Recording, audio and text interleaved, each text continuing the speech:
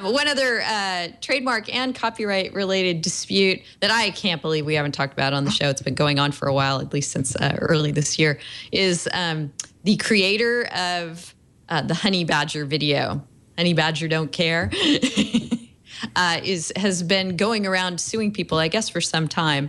And in this particular case is suing a greeting card manufacturer, Papyrus, who you see in all the stores, and Recycled Greetings, I think, is a division of theirs, had some really kind of stupid cards with a happy birthday from Honey Badger, and inside it says, "Honey Badger, don't give a bleep." And the video creator is suing for, well, trademark infringement. Although I think as far as registrations go, there are some things that weren't registered. We talked already earlier in the show about how you don't necessarily have to have a registered trademark to have certain rights. But you do have to register in order to sue, right? No, not for trademark. You can. Oh, not for trademark. Under a provision of the Lanham Act, there are two different provisions where there's one where you sue for a registered mark. There's another unfair competition provision for which you usually sue for trademarks that are not registered. Got it. And there's also a copyright aspect of this case, which I found fascinating, that simply by having access to the video, they're claiming that any similar images of honey badgers coupled with jokes that were included in the video, such as "Honey Badger just don't care," would be a copyright infringement. What do you think of that argument, Emory? I mean, this guy right here, unfortunately, I think gives fair use a bad name. I mean, keep in mind that he was originally, his original work is a humorous voiceover of a National Geographic video. This is just a video of National Geographic where he's talking about how hilarious the honey badger is, and he's since then made a living off of instituting lawsuits against people for supposedly infringing on it. I mean, the trademark question, it's not the same thing. It's not what they're saying. What they're saying is honey badger don't give a bleep, and the trademark that he has is honey badger don't care. And yeah, I had something else. Oh, one thing to note on here. Attorneys and lawyers, we love acronyms, but I have to say that the best acronym I've ever seen in my life comes from this brief. Repeated use of the acronym HBDAGF. Because of course. So that's about all I've got on this. That is just awesome. When you raise the copyright, we're bringing it first circle to something we discussed about at the beginning of this series, which is what copyrights would he have when he used another copyrighted work to create the video. And it is, as you say, a voiceover over a documentary that I presume not to be his and not something that he has the rights to. Now, it may or may not be a fair use. It's not an issue that has ever been litigated or addressed.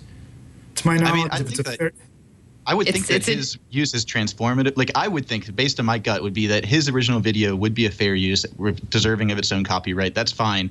But for him to go and then turn around and sue these greeting card makers, which are obviously also a fair use, if his original is a fair use,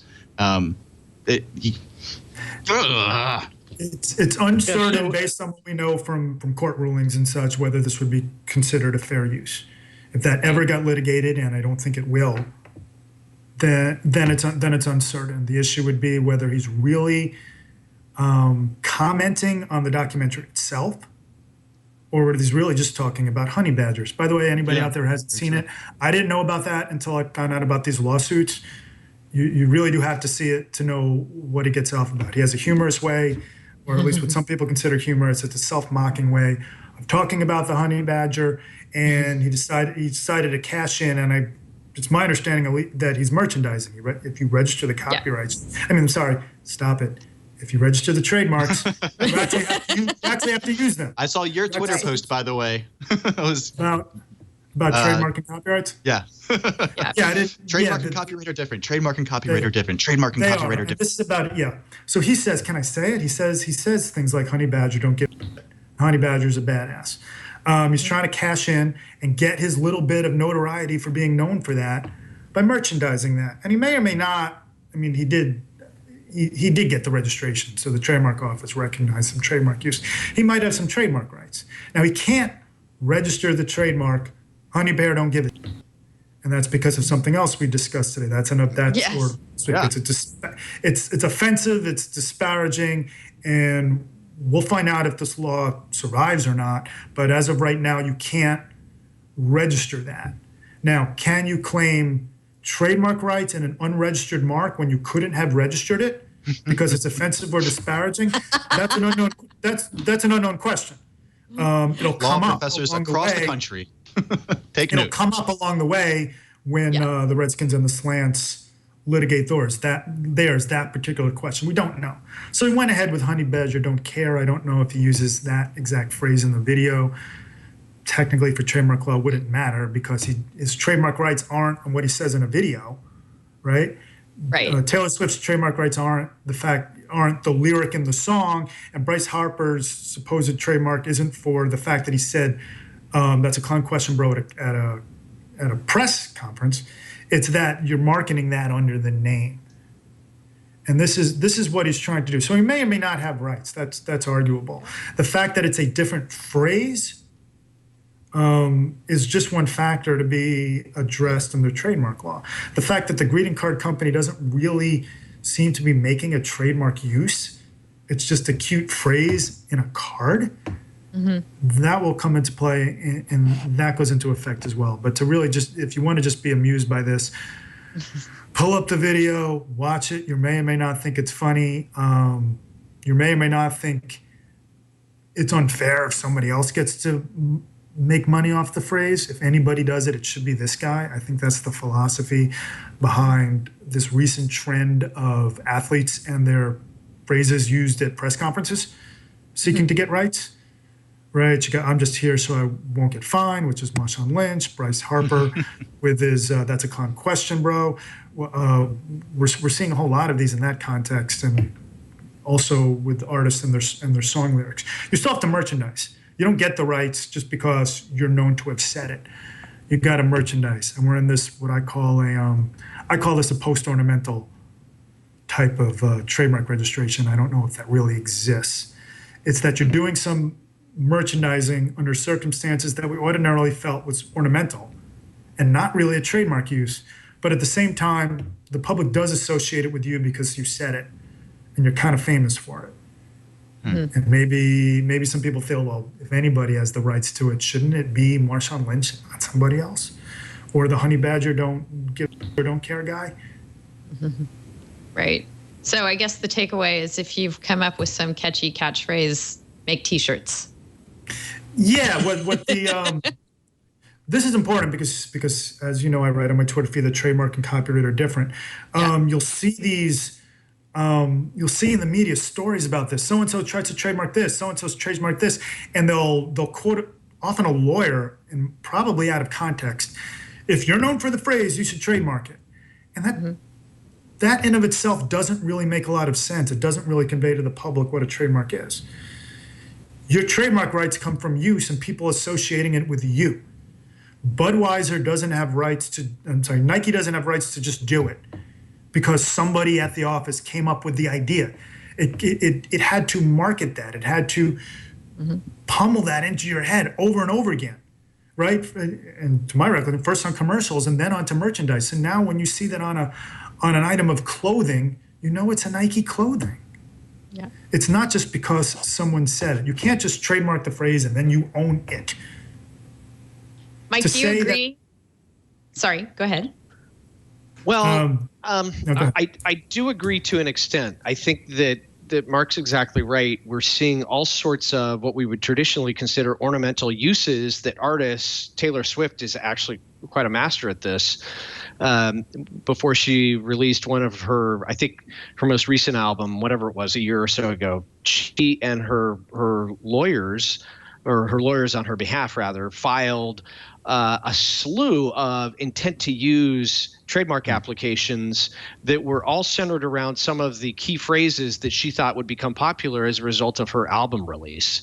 And in theory, yeah, if it's ornamental, you can't claim trademark rights in it. But some of these folks are being pretty clever in how they're going about merchandising such that they can claim rights in them, and they ultimately do get the registration. So, you know, it is an interesting phenomenon.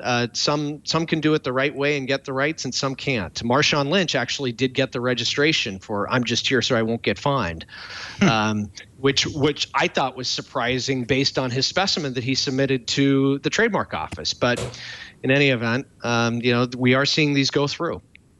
This is what I'm talking about with the Marshawn Lynch. And again, to the people out there, ornamental use means we look at a cute phrase on a T-shirt or whatever, mustache rides, 5 cents or whatever, you know, and we don't really think that's a designation of source. We don't think that comes from a particular company. We just think that's somebody just wearing something that says a phrase.